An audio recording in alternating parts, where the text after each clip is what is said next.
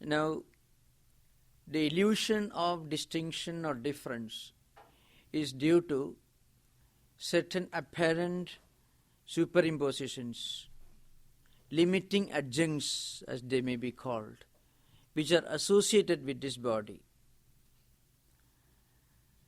So, just as small children may think that the sky or the space is polluted by clouds or dust, similarly, those who are not spiritually enlightened enough may think that this individual soul is associated with so many adjectives like happiness, unhappiness, sorrow, and different types of experiences.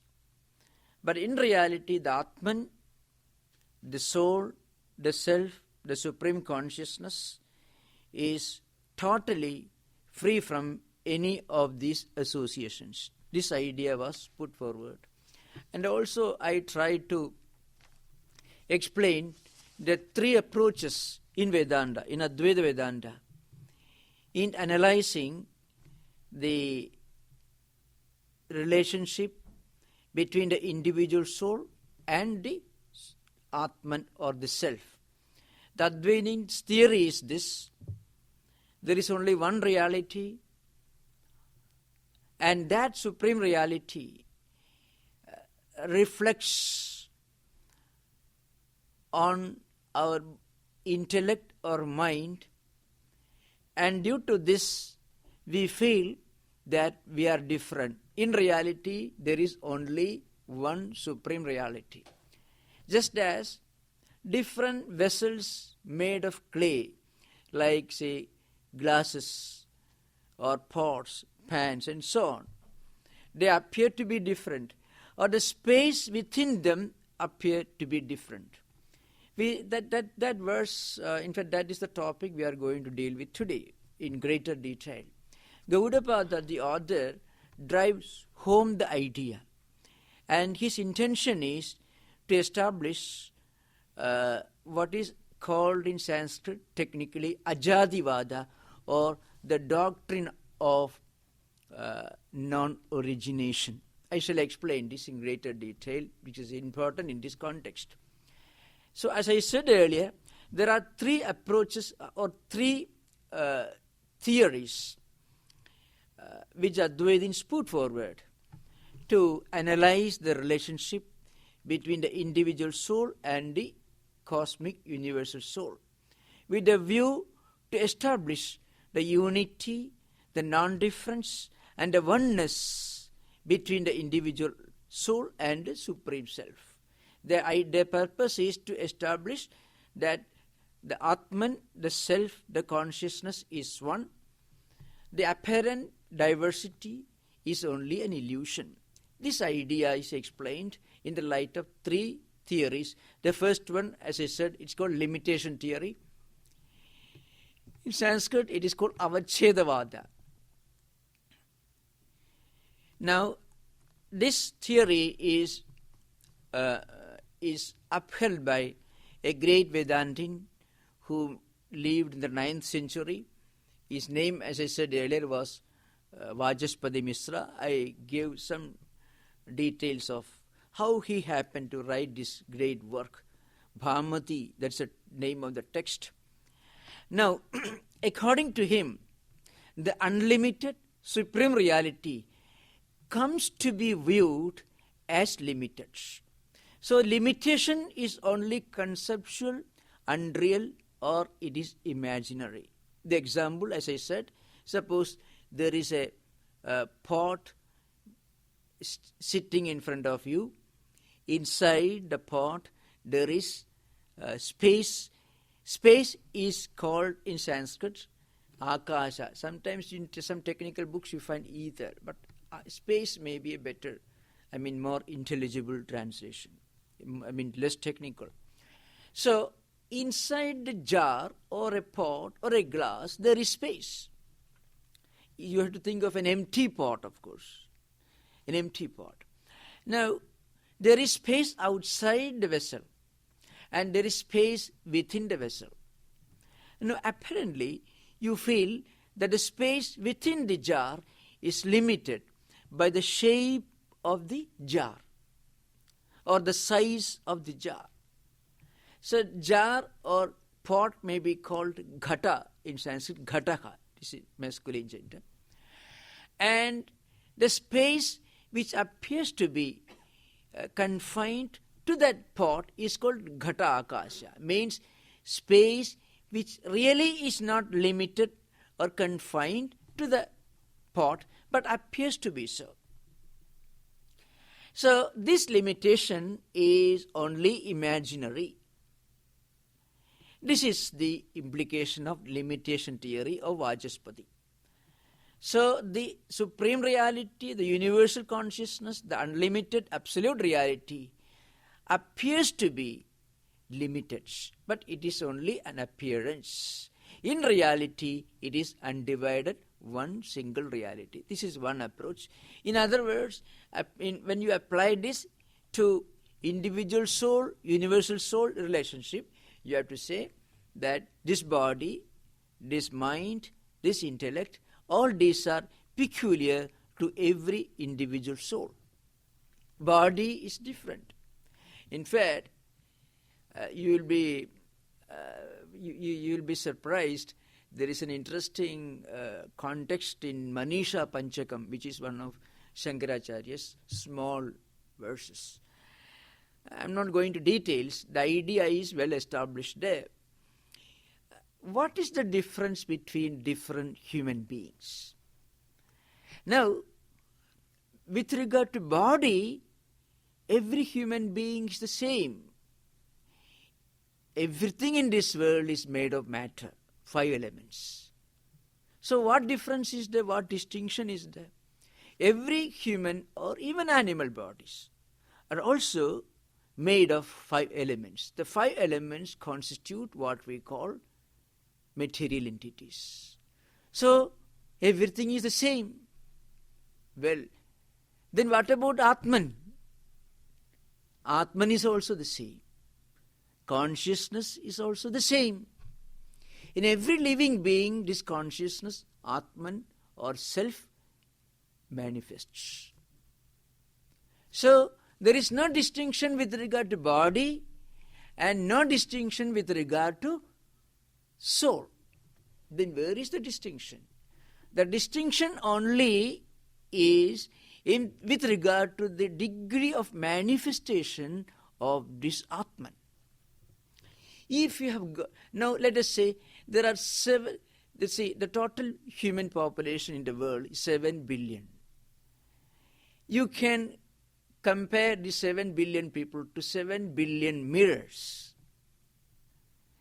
These 7 billion, among these 7 billion mirrors, some mirror may be very clean, some may not be. And some mirror may be extremely dirty. Now, what is the degree of reflection of the sun? The reflection of the sun is in direct proportion to the cleanliness, the purity of the surface of the mirror. If you clean the mirror properly, then the sun gets more completely reflected. The reflection becomes more complete, more pure. If it is dirty, then reflection is very, very vague and very, it is not, it is at very, very low level. Now, what is the mirror? Mirror is our mind, our intellect. Sanskrit called buddhi or intellect or mana, which means the mind. Mind is nothing but a function of the human tendencies in a fluctuating dimension, as I said earlier. If you analyze your own mind, mind is nothing but a series of conflicting thought currents. So William James defined it as mind stream consciousness. But so modern psychologists explain mind as an endless, continuous flow of or a stream of consciousness. Vedantins accept this, but they give a more detailed description of this phenomenon. They say there is conflict in this stream consciousness. There's a continuous flow. So often you find mind never remains steady, except for a yogi or an advanced spiritual personality. Otherwise, mind is unsteady. Mind speculates. There are conflicting thought currents always flashing through mind. Now, and what is intellect? So that's called Sankalpa, Vikalpa, Atmika, Antakarana, Vritti, Mana. This is the definition of mind. Sankalpa means one line of tendencies, impressions, thought currents. Vikalpa means its opposite. So there are conflicting thought currents. And intellect is that faculty of the same phenomenon which decides. So Nischayatmika, Antakarana, Vritti, Buddhi. Buddhi or intellect is that dimension of mind with same phenomenon. Antakarana is called internal organs. So Buddhi or intellect is that aspect of internal organs which comes to a decision with regard to what an object is. Now, when this Atman gets reflected on a pure mind, that mind ceases to be mind. Mind is mind only when there are conflicts. That's called Sankalpa and Vikalpa. Sankalpa means a line of a stream of positive thought currents. Vikalpa means its opposite. So, and when your mind is still, as in the case of a yogi or an advanced spiritual personality, there is no conflict, there is no tension. So, it ceases to be mind, it is no more mind. Sometimes called in yoga philosophy, and according to some Vedantic schools, it is called Amani Bhava, means mind becomes non-mind. Mind ceases to be mind becomes non-mind. Now, in a Buddha or a Shankaracharya or a Vivekananda or Ramakrishna Paramahamsa or great spiritual personalities, in a Holy Mother, such great personality, Jesus, you find this Atman is fully reflected under mind consciousness, because the mind is free from tension. Mind is purity itself. Ramana Maharshi in this context says, when mind is turned inward, it is Atman. When mind is turned outward, it is mind. So mind is mind only when it is turned inward, because mind's normal function is to flow towards external objects through the channels of the five senses of perception and indirectly through the five senses of action. Five senses of perception become the direct channels through mind automatically flows towards external objects. When the mind stops flowing towards external objects, then mind is turned inward. Or rather, when mind is turned inward, it stops flowing towards external objects. Then it is one with Atman, there is no more mind. The same is true of Buddhi as well, or intellect also. So, 7 billion people are 7 billion mirrors in which Atman or self is reflected. In this context, Swami Vivekananda said, as I quoted a few times earlier, the difference between an amoeba and a Buddha is one of degrees, not of kind. Buddha in Sanskrit means the enlightened one.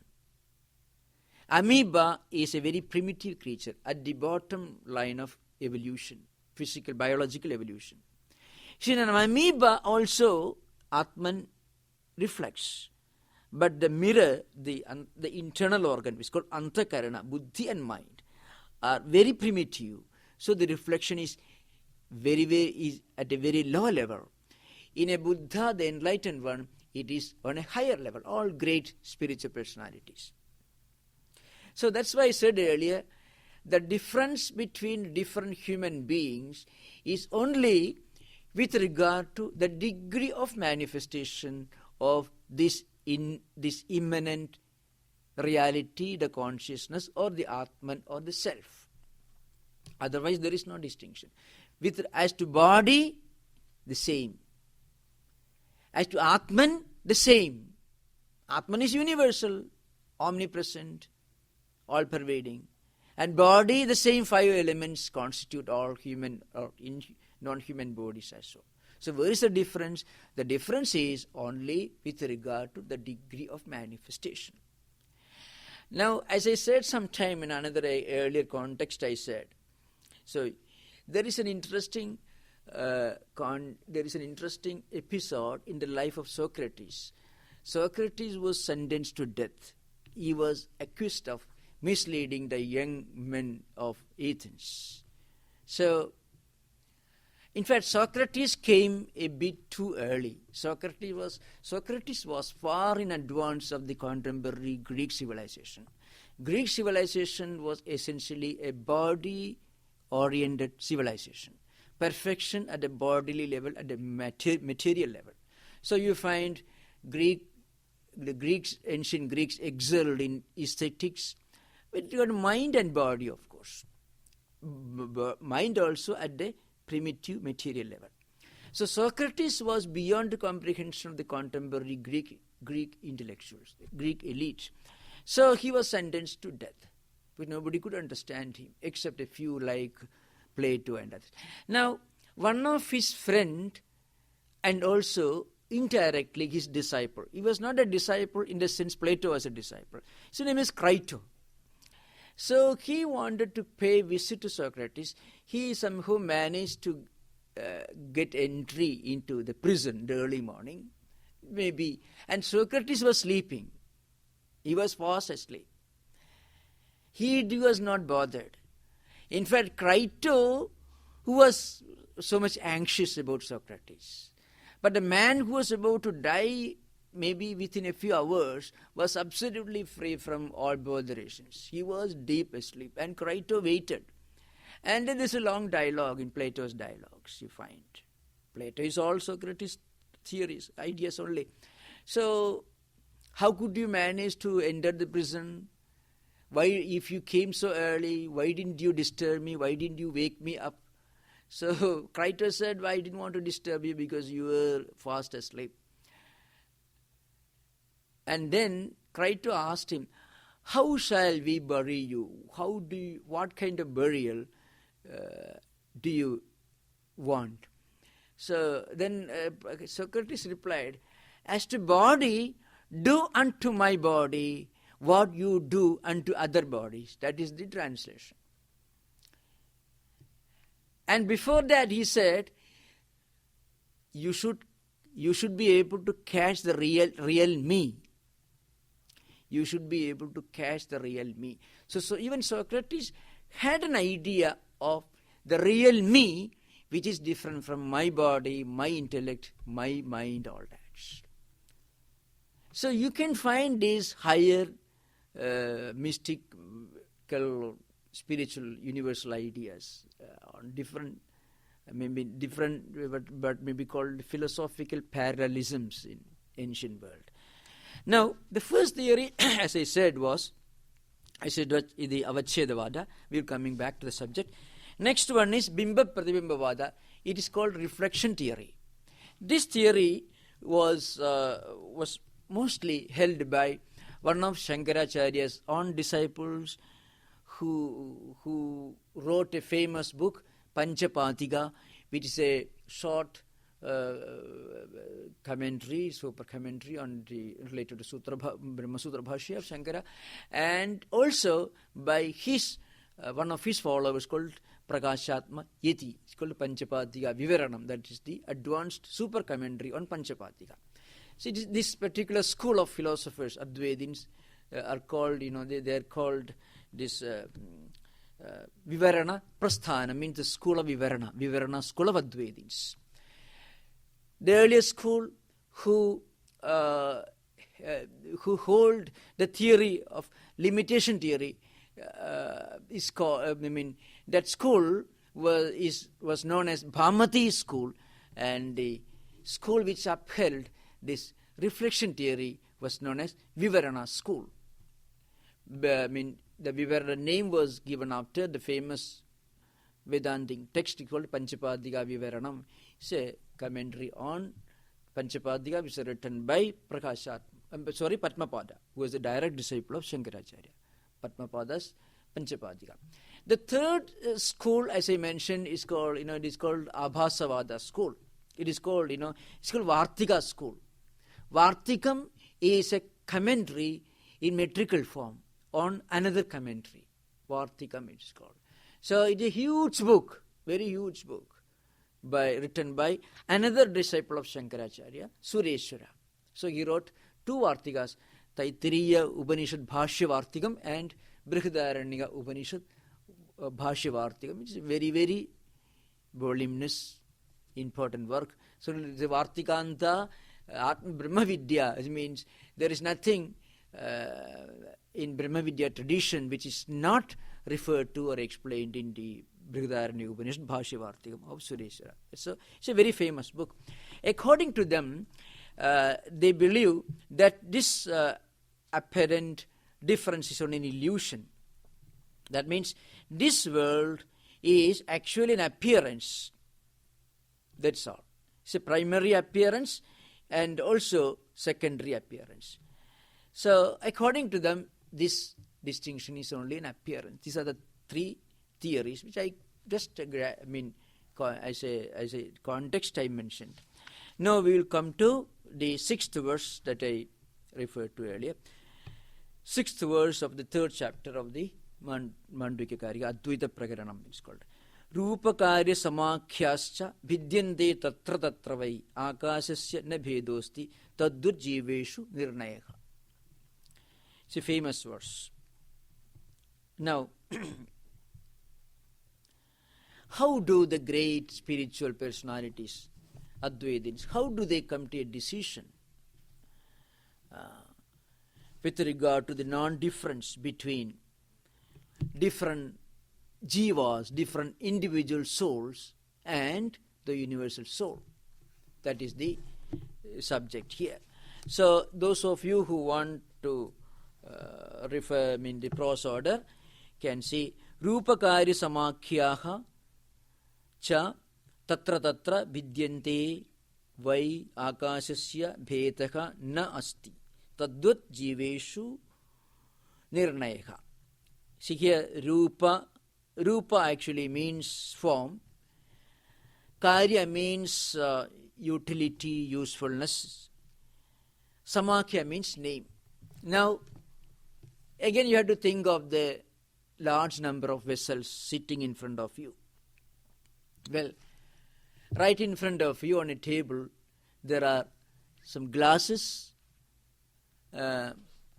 maybe pots, pans, jars made of clay or whatever maybe. Now, there are differences among them, among these vessels, some differences. You can't use a pot for drinking water.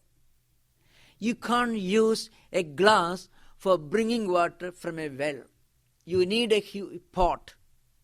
And for drinking water, you need a glass. For storing water on your table, you need a jar. So, with regard to utility or usefulness, there is a difference. So, and according to shape and usefulness, utility, value, you may call the small one a glass, you may call the big one a pot, and you may call the medium-sized one as a jar. Why? Because there is a difference with regard to utility, usefulness, shape, size, and also, naturally, name. But they are all made of the same clay. And another point, in all these vessels, if they are empty, there is the space confined to them. So the space in a glass is small compared to the space within a huge pot. Now, so we may think the space is different. In another context, the Gaudapada will refer to small children looking at the sky. and maybe in the evening when there is a lot, there are clouds in the sky, dust particles also. So children will think the sky is dirty, the space is dirty because of clouds, dust and all that. But actually the space can never be dirty, the space can never be affected either by clouds or by the dust. But children, if small kids, if you tell them, why is the sky or the space red in color, maybe black in color? Well, if you tell them, it's because the dust or clouds have made it dirty, filthy, or like that, or discolored space like that, they will believe. Similarly, people who are not spiritually evolved will believe that each individual soul is different from each other individual soul. That is the philosophy of Madhva Siddhanta. Madhvas believe so, Now, according to Madhva, there is a distinction between each individual soul. There is a distinction between each entity in the universe. And there is a distinction between God and everything in this world. So, as I said, if you draw a triangle and if you place God on the top and both sides the world and individual souls, then you can think of 5 differences. The difference between God and individual soul, the difference between God and the world, and the difference between world and individual souls, the difference among the individual souls, and the difference among the different entities in the universe, between tree, mountain, and so on. They are all different. X is Y, different from Y. 2 human beings, they are entirely different. God is also different from everything in this world. So practically, it's called Panchabheda Siddhanta, the doctrine of 5 differences. So that's there's a famous definition of Madhva's famous theory. Sriman Madhvamate Hari Paratara Satyam Jagat Tattudu Bhedo Jivaganaha Hareh Anucharaha Nicho Chabhavam Gataha Muktir Naija Sukhanu Bhuti Ramala Bhaktischatat Sadhanam Hyakshadit Tritayam Pramanam Akhilam Amnayaga Vedyo Hari. That is Madhva Siddhanta. According to him, Vishnu is one God, only one reality. He has got form, he has got name, he has got certain characteristics. There's a main difference between Abrahamic concepts of God and Hindu theistic or Hindu monotheistic religions. All Ramanuja, Madhva, all these are monotheistic religions within Vedantic tradition. The difference is, in Abrahamic tradition, God has got qualities, attributes. God has got a name also, many names, so you find many of them. In some religions, there are many names. I don't want to refer to all the religious traditions, highly controversial, especially in modern times. Now, again, so God has got a place where he lives. God has got a name, characteristics, but no form. But in Madhva tradition, or rather in Vedantic theistic tradition, the Ramanuja, Madhva, Vallabha, Nimparka, and so on, Chaitanya school and so on, they believe in a God with a name, characteristics, a place they live, and also a definite form. So Vishnu is the God of Madhva. Why I am giving this example?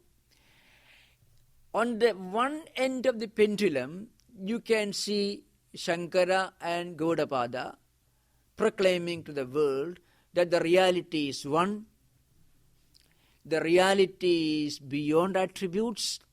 They do not deny the possibility of having attributes.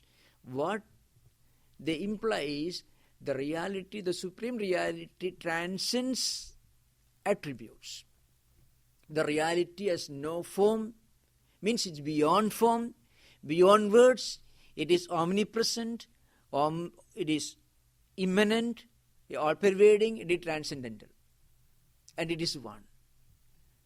So everything in this world is an expression of the same divine consciousness, reality.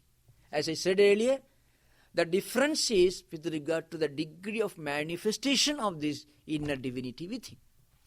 As I said, according to Swamiji, the difference between an amoeba and a Buddha is one of degrees, not of kind. Now, according to Dvaita Siddhanta, which is the other end of the pendulum, everything is different from everything else.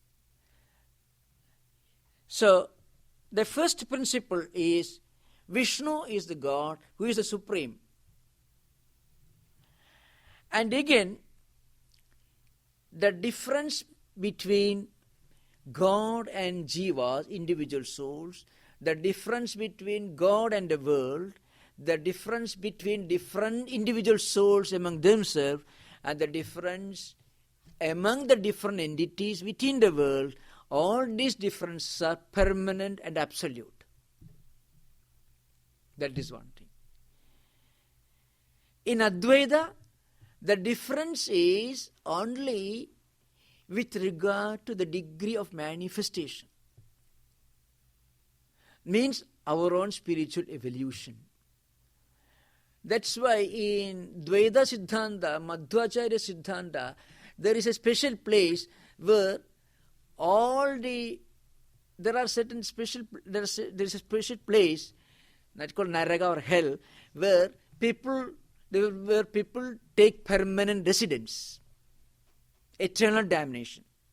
In the entire religious tradition, there is only one philosophy, religious philosophy, which tells you that there is a permanent residence, and that is Naraka, means hell. And some people take permanent residence. They can never come out. Neither repentance or surrender to Jesus, as in Christian monotheism, or surrender to Allah in Islam, or spiritual practices as in Hinduism. None of these things will work. Permanently you are damned. So this is one special characteristic of Dvaita Siddhanta or dualistic philosophy or Madhva Siddhanta. I am giving a picture of this to show you the other end, the other picture of Vedanta. Because Madhvacharya's Dvaita philosophy, dualistic philosophy is also part of Vedanta. It is only the beginning, the most primitive stage of Vedantic evolution. So the Vishnu is supreme and the differences are permanent. The world is permanently real. There is absolute difference between different entities in the world. And there is a evolving gradation among different deities. And all the individual souls are servants of God. The difference between individual souls and God is, the relationship between individual souls and God is one of servitude, abject surrender. And this awareness is called liberation. These are some of the characteristics of dualistic philosophy. Because in Shankara and Gaudapada, we are dealing with the highest Advaita philosophy or non-dualistic system. In Madhvacharya, we are dealing with the other end, the dualistic philosophy, which is based on differences. Now coming back to this verse. What this verse says is this. This means the sixth verse, I think. Sixth verse, yes. Rupa means form. That's Sanskrit word. Karya means utility, usefulness, function. And then Samakhya means name. All these differ. But these differences with regard to different vessels or different entities like pots, pans, glasses, etc., do not really divide space, though somebody looking at them may feel that the space within the glass is smaller than the space confined to a jar or a pot. But actually, these vessels do not divide space. Similarly, the difference with regard to either the mirror on which the reality is reflected, as in Bimba Pratibimba, or the mind and the intellect and mind through which the reality start functioning, all these do not actually create a difference or distinction between the Supreme Consciousness, Atman, and the individual jivas, individual souls. That is the idea behind. So, but then we have one point is that there are some objections raised by some non-Vedantic philosophers. They will tell you, on one point, there could be a difference. That is practical utility. You cannot use a big pot for drinking water, and you cannot use a small cup or a glass for bringing water from a distant place, from a pond to your home. You need a bigger vessel. So there is a difference with regard to utility. It's in Sanskrit called vyavahara, practical utility. Now, Vedantins will reply that this difference is only secondary. This difference is only secondary. In reality, this difference with regard to the size of or the utility of these instruments doesn't affect the unity or oneness of the space. That is the idea behind. Now we'll come to 7th verse. This idea is stressed from another angle. Na akasasya ghadakasu vikara avayavo yatha naivatmana sada jivo vikara avayavo yatha. See, the prosodor is this, yatha ghadakasya. These terms should be understood. Maybe it is very simple. Ghada means pot. Akasha means space. In some books it is translated as ether. Maybe same. Now, vikara means change. Avayava means part. Similar. Now, the idea is this. Yatha ghadakashaka akasasya vikara avayavo na tatha jivaka sada atmanaha vikara avayavo na. This is the idea behind. Somebody may ask the question. The space confined within a pot is a part of the outer space. If you take space as one single unit, a vast space,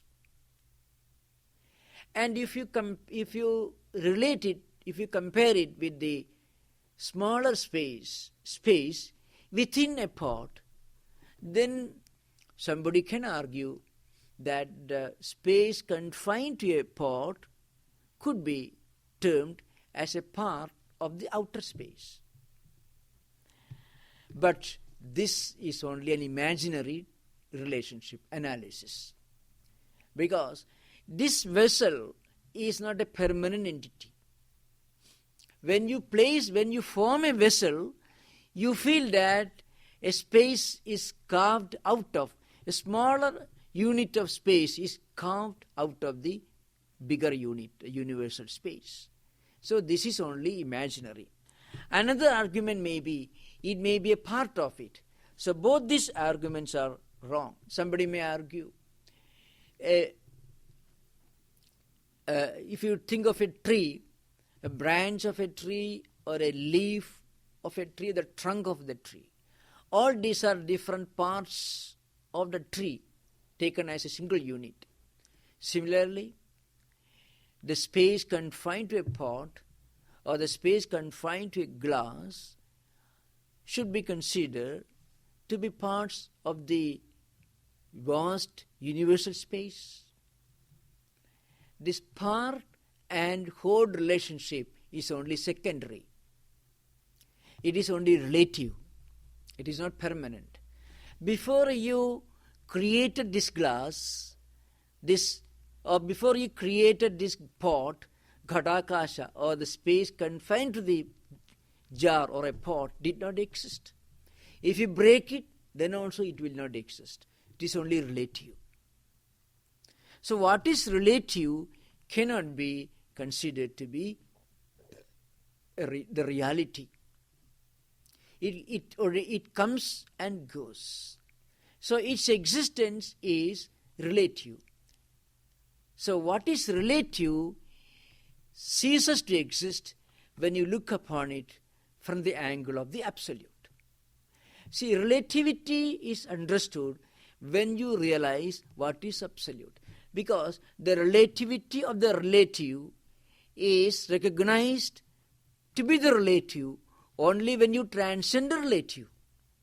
At the spiritual level, we look upon the entire creation as one reality, a Brahman or Atman, only when we are in that state of samadhi, or in that state of the perfect unity of the individual soul and the supreme consciousness. The Sri Ramakrishna analyzes this from a practical angle. So he says, see, when you are in the highest samadhi level, when you are experiencing the unity of the individual soul and the universal soul, then there is no word, there is nothing. There is only pure experience. And pure experience has no description, definition, or verbalization. And then you have to come down several steps below. Then you are coming to the stage of Om. It's called Pranava. I say we analyze this Omkara in the earlier part of the Mandukya Upanishad. Om is it is symbolic of the supreme reality. So even Omkara, which is symbolic of the totality of human experience. Omkara or Pranava is symbolic, or it corresponds to the totality of human experience and existence, entire existence. Now, but that analysis is possible only when you come down several steps from the state of that innate experience, which is called samadhi. And what about these Mandukya, Karika, Upanishads, etc., where all these things are explained? You have to come down several steps even from that Omkara to reach the level of Vedas, Upanishads, the scriptures, etc. So at the highest experience level, there is no word. You cannot verbalize, you cannot define that experience. That's what Sri Ramakrishna implies. So this absolute reality is experienced only at the highest samadhi level, and at that samadhi level we do not experience the relative. So the relative and the complete and absolutely non-existent merge into one at the highest experience level. As I said earlier, in Vedanta we analyze the reality from the lowest level of complete non-existence to the highest level of absolute existence. There are certain things in the world that we can never even imagine, we cannot even intellectually conceive of. As I said, the city in the sky, Gandharva Nagaram, you find in Mandukya Karika books, or the horn of a hare. A hare can never have horn. Or There can never be a city in the sky. All these examples are stock illustrations found in the earlier books, even before the works of Shankaracharya. All these similes and illustrations were used by Buddhist thinkers, both Vijnanavadins and also great Shunyavadins, Buddhist philosophers like Nagarjuna, who wrote Madhyamika Karika. So, there are certain things which are completely non-existent, which we cannot even intellectually conceive of. Then there are certain things that we can intellectually conceive of, but we realize that they are absolutely non-existent when we experience certain things even in the relative world.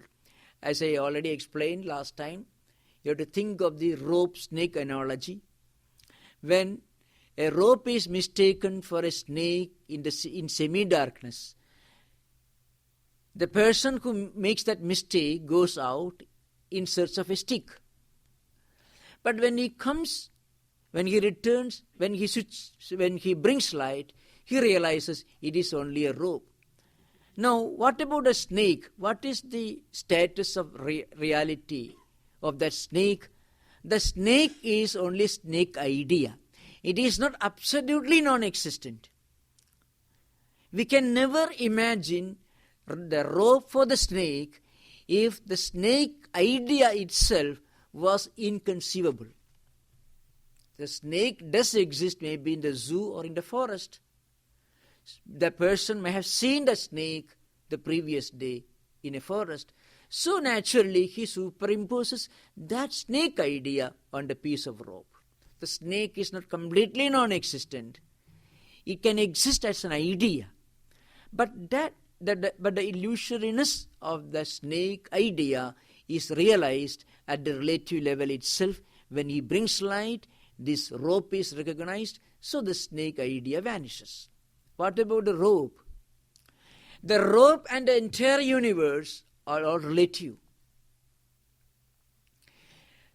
For a highly evolved person who has reached the highest of Advaitic experience, even the rope itself is as non-existent as the snake or everything else, because Brahman or Atman alone exists. From the highest point of view, the experience point of view.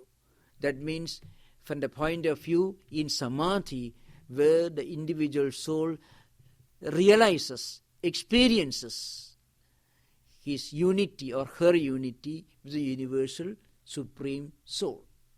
Jiva Brahma Aikya Anubhuti is called in Sanskrit. The experience of the unity of the individual soul with the universal cosmic reality or universal soul. Now we have already reached the end of the time. We have just about 5 minutes. If you have got anything to ask, I can clarify. We have just about 5 minutes to discuss anything that you would like to discuss.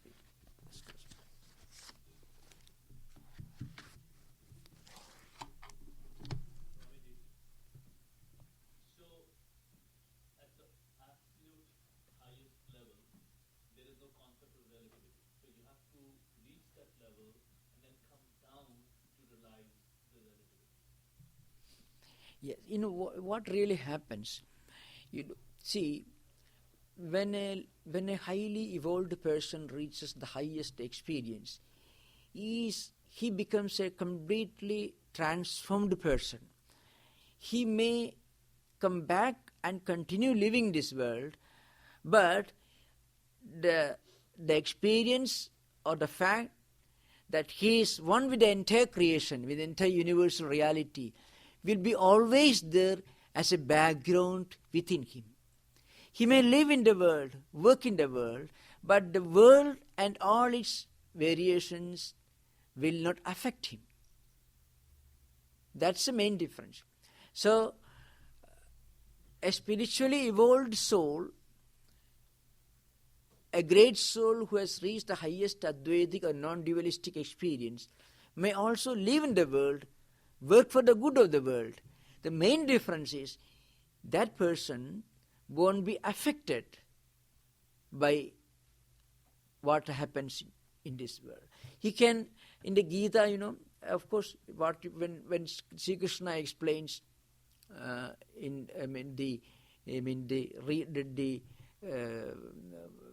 practical dynamics of the psychology of karma yoga, he says, karmani akarmaya pasyed akarmani cha karmayaka sa buddhiman manusheshu sa yukta Krishna karma karta. Here Lord Krishna explains who is a yogi. Yukta here means yogi. Buddhiman means a person of the highest spiritual wisdom, who has experienced the wisdom. So he says that person, and he says Krishna karma means the one who does everything. So the highest spiritual person who has reached the highest level of Advaitic or non-dualistic experience may live in the world, and he may do everything, but the difference is, even when he is completely involved in various activities, within him he will have the strong conviction based on his own practical experience that is the Atman, is the self, which is not affected by any activities, by anything that happens in the world, which is completely free from any agentship or enjoyership. So this inner detachment inner detachment, non-attachment from everything that he does is the fundamental difference between a great spiritual person and an ordinary person who lives in the world, who suffers and enjoys. One example, striking example, is in Shankaracharya's life there is a very touching experience. He was the one who, apart from teaching Advaita, writing the most outstanding philosophical works, spiritual works in Sanskrit literature, he founded many temples, modified the modes of worship in hundreds of temples, wrote the most sublime, beautiful Sanskrit poetry, established a mosque, and established no less than 10 monastic orders. With all that, and not only that, he visited many temples and he modified the forms of worship. For example, he went to Kanchipuram and human sacrifice was practiced in Kanchipuram temple. He was the one who stopped it. This Shankaracharya was approached by a Kapalika, some people who, they follow a peculiar kind of religion. They believe that if they could sacrifice the life of a highly spiritually evolved person, they will get some occult powers. These are, in ancient India, all types of most primitive types of religions also existed, with the highest, most sublime types of Advaita or non-dualistic philosophy. So, a person who was practicing this kind of necromancy, black magic, or human sacrifice, approached Shankaracharya and prostrated before him and requested, "Please give me your head." That was the only thing he wanted. He didn't want any spiritual instruction. Because he thought by sacrificing Shankaracharya's head, he will get some spiritual occult powers. Shankaracharya tried to correct him. He tried to bring him to spiritual wisdom. But the fellow could not be converted. If he won't change his mind. Then he said, "If you really think that by taking my head you can get these occult powers, all right, go ahead." And he agreed. But be careful. If one of my disciples sees you, they will kill you, destroy. So Shankaracharya asked him, "You come on a particular day, I shall be ready. You can take me to a sacred place and take my head and offer it to some horrible deity." All these kind of diabolical practices also prevailed in those days in primitive parts of India.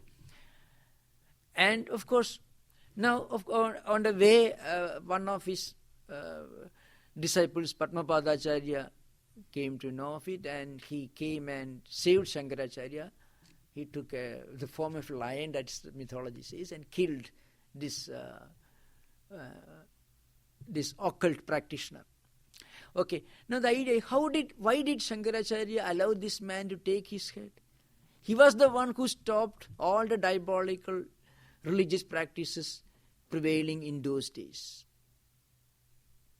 Totemism, human sacrifice, animal sacrifice, all these things were practiced by some primitive people in those days. But Shankaracharya traveled all over India, today, including today's Afghanistan, Pakistan, Burma, Bangladesh, all this, Sri Lanka. And he stopped all this. But he was willing to give his head because the body is nothing, comes and goes. But he wanted to deny it. So this is the sign of a person of the highest spiritual experience. And look at Sri Ramakrishna Paramahansa. Sri Ramakrishna was suffering from cancer. Still, when somebody asked for instruction, he was ready to teach. Sri Ramakrishna was teaching, even when he was suffering from extreme pain, excruciating pain from cancer. Still, he continued teaching. Because for them, body is just as different from their entity as a piece of stick they may be holding in their hands.